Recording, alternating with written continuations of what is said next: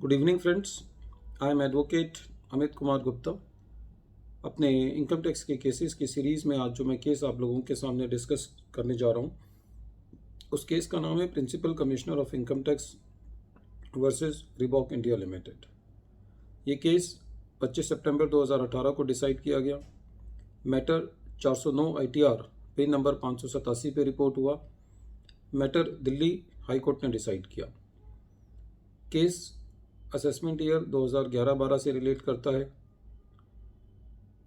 Section 36 subsection 1 clause III पर assessing officer ने assessee की इंटरेस्ट की डिसअलाउंस किया। केस के फैक्ट्स इस तरीके से हैं। असेसी ने अनसिक्योर्ड लोन्स पर कुछ इंटरेस्ट पे किया था। असेसी ने करीबन 502 करोड़ रुपए का अनसिक्योर्ड लोन लिया हुआ था, जिस पर असेसी इंटरेस्ट पे कर रहा था, और करीबन 172 करोड़ रुपए के एडवांसेस दिए हुए थे बिजनेस की अवज में, जिस पर असेसी जो है वो इंटरेस्ट रिसीव नहीं कर रहा था। असेसिंग ऑफिसर साहब का ये कहना था कि क्योंकि ये एडवांसेस पर इंटरेस्ट नहीं आ रहा और जो इंटरेस्ट है वो असेसी पे कर रहा है, इसलिए वो इंटरेस्ट जो है वो डिसअलाउ किया जाना चाहिए। और डिस्प्यूट रेजोल्यूशन पैनल ने भी असेसिंग ऑफिसर के व्यू पॉइंट को ठीक ठहराया। असेसी का ये कहना था कि ये एडवांसेस बिजनेस पर्पस के लिए दिए गए हैं, जो कि नॉर्मल कोर्स में दिए जाते हैं, या तो इन एडवांसेस के अगेंस्ट जो है वो सर्विसेज अवेल की जाती हैं, या फिर ये एडवांसेस जो है वो नॉर्मल कोर्स में वापसी आते हैं। लेकिन असेसिंग ऑफिसर ने असेसी का प्रोपोर्शनेट इंटरेस्ट निकाल करके डिसअलाउ कर दिया। मैटर ITAT गया और ITAT ने ये डिसीजन दिया कि असेसिंग ऑफिसर ने अपने ऑर्डर में ये नहीं बताया है कि ये एडवांसेस बिजनेस पर्पस के लिए नहीं दिए गए हैं। असेसिंग ऑफिसर का खाली ये कहना है कि क्योंकि इन एडवांसेस पर इंटरेस्ट नहीं आता, इसीलिए अनसिक्योर्ड लोन्स पे जो इंटरेस्ट पे किया गया है वो डिसअलाउ किया जाना चाहिए। ITAT ने ये कहा कि सेक्शन 36 सबसेक्शन 1 क्लॉज III ये कहता है कि इंटरेस्ट अलाउ किया जाएगा यदि ये लोन बिजनेस के लिए लिया गया है। उसमें ये नहीं कहा गया कि प्रॉफिट होगा तभी जो है वो ये इंटरेस्ट अलाउ किया जाएगा, या इनकम होगी तभी ये इंटरेस्ट अलाउ किया जाएगा।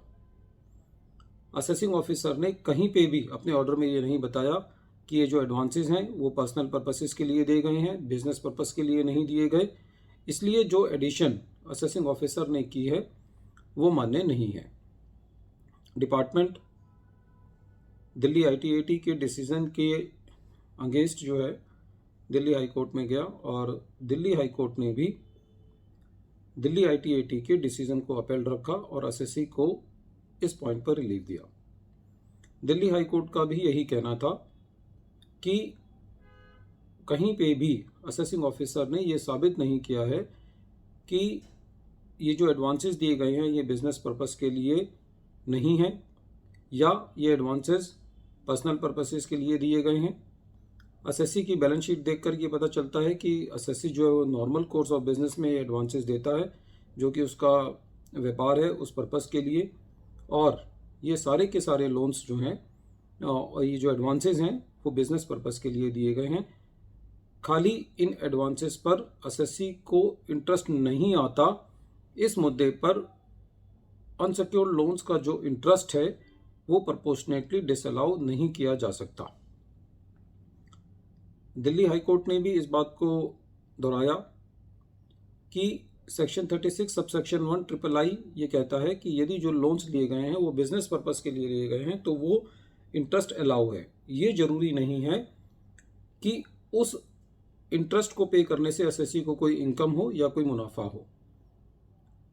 दिल्ली हाई कोर्ट ने ये कहा कि डिपार्टमेंट का काम ये नहीं है कि वो असेसी की आर्म चेयर पर बैठ करके डिसाइड करे कोई लोन लेना है या नहीं लेना। ये असेसी का व्यू पॉइंट है, उस पर कितना इंटरेस्ट पे करना है, उसको किस रेट ऑफ इंटरेस्ट पे पैसा मिलता है, ये असेसी को देखना है। ये असेसिंग ऑफिसर का काम नहीं है कि ये इंटरेस्ट क्यों एसएससी ने पे किया है, ये इंटरेस्ट फ्री एडवांसेस क्यों एसएससी ने दिए गए हैं, ये एसएससी का व्यू पॉइंट है।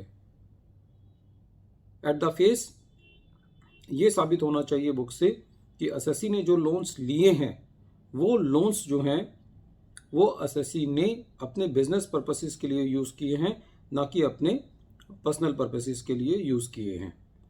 तो फ्रेंड्स, इस केस में एक बहुत अच्छा व्यू पॉइंट और लॉ का पॉइंट सामने आता है कि जो भी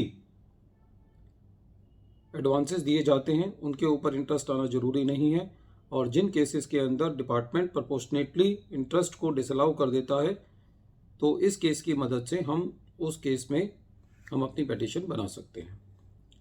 एक बार फिर मैं केस का नाम रिपीट कर रहा हूँ। केस का नाम है principal commissioner of income tax versus Reebok India limited, और ये केस 409 ITR पेज नंबर 587 पे रिपोर्ट हुआ।